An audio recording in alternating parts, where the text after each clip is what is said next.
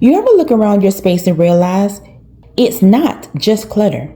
It's old energy, old stress, old versions of yourself you outgrew but never fully released. Today, I'm cleaning out my garage, but this isn't just junk. Because I've learned something powerful on my cancer journey. Sometimes the outside mess is just a reflection of the inside chaos we've been carrying. Hey, I'm Vita, a cancer coach and survivor. And on this channel, we talk about what most people don't talk about during the cancer journey. The emotional weight, the mental fog, the identity shift, and how to actually rebuild your life with clarity and structure. If that speaks to you, make sure you subscribe so you don't miss what's coming next. So as I throw things away, organize, and clear space, I want you to think about your own life.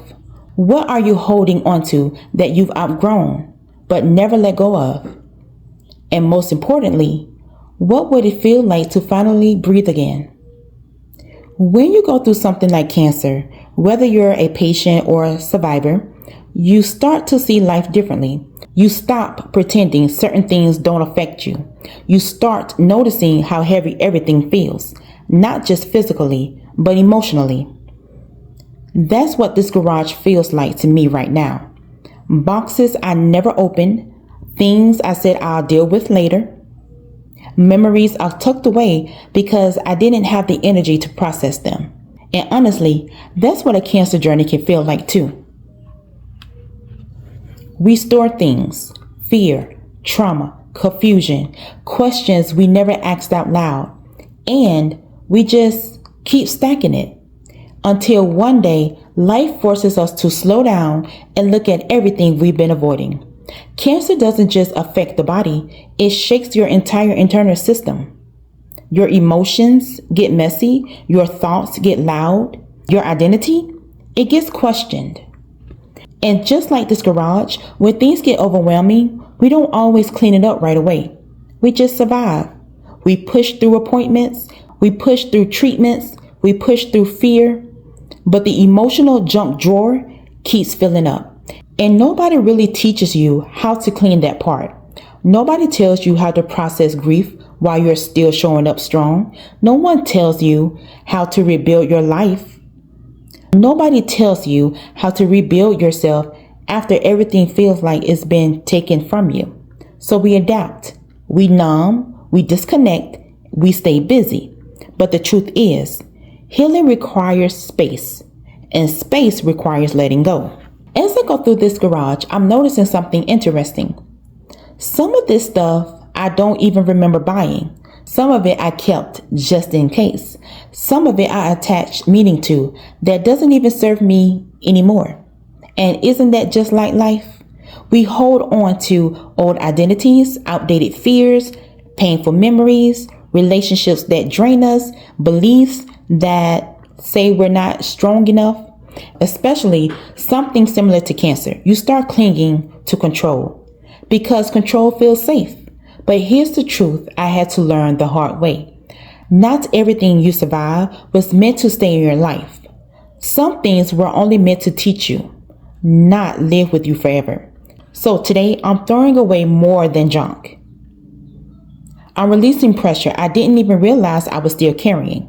Before I keep going, I want to pause right here because this moment isn't just about my garage. It's about your life too. If you're on a cancer journey, patient, survivor, caregiver, or just someone trying to emotionally hold it together right now, you don't have to do this alone. That's why I created my Cancer Navigation Hub. This is a space where we focus on the real structure, real routines, and real tools to help you start understanding yourself again. Because confusion keeps you stuck, but clarity helps you move. Inside the Cancer Navigation Hub, we build habits, emotional awareness, and daily grounding tools that help you take your life back step by step. If that's something you need, the link is in my description. Every time I clear something out of this garage, I notice something else. Space. Empty space. At first, empty space can feel uncomfortable because we're used to chaos. We're used to the noise.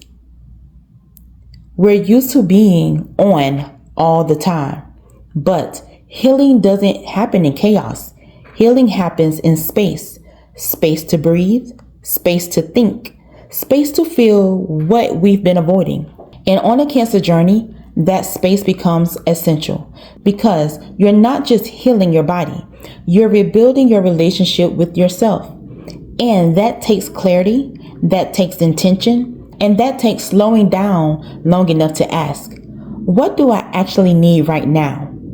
Not who I used to be. Something shifts when you start cleaning your environment. You start realizing, I don't want to carry what I used to carry. I don't want to live overwhelmed anymore. I don't want survival mode to be my new normal or to be my normal. And that's the same shift I see in people going through cancer when they finally start focusing on emotional, mental, and spiritual health, not just physical treatment. They start asking better questions. They start choosing themselves. They start building habits that support peace instead of panic. And that's really what this is about. Not just cleaning a garage, but reclaiming your life piece by piece. If this message connected with you, don't forget to subscribe. I share content like this regularly. Real conversations about the emotional, mental, spiritual, and physical side of the cancer journey. Not just surviving it, but learning how to live through it with clarity and intention. We're doing this together, one layer at a time, one step at a time, and one cleared out space at a time.